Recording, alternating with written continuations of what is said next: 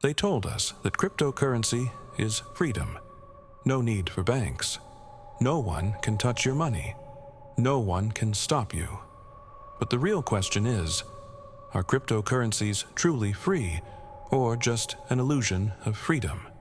In this video, we will reveal the unseen sides of the crypto world.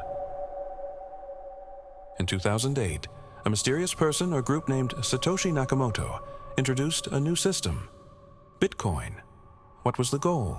A system free from banks, decentralized money, an economy independent of governments. In 2009, the first block was created. This is called the Genesis block.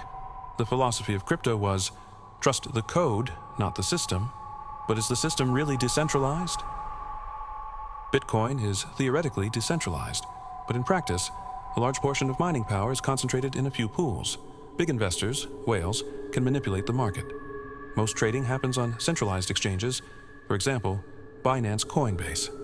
If these platforms freeze your account, are you truly free?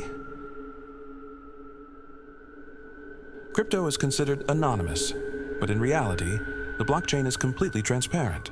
All transactions can be tracked. Governments are already using analysis tools. In the US, the Federal Bureau of Investigation and other agencies have set up blockchain monitoring systems. In many countries, KYC, identity verification, is mandatory. Tax monitoring exists.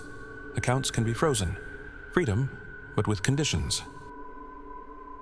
Crypto is called freedom, but a large part of the market is tied to the dollar.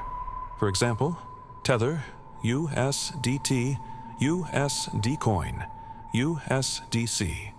These stablecoins are managed by centralized companies. They can freeze any address at any time. This raises the question, if money can be frozen, how free is it really? There are two worlds in crypto. Centralized platforms, easy but regulated. DeFi and self-custody, free but risky. If you keep your private key yourself, you are truly free. But 90% of people store their assets on exchanges. So, for most, crypto is a new banking system.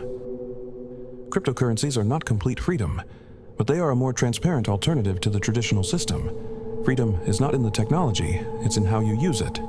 Crypto can give you freedom, but only if you accept the responsibility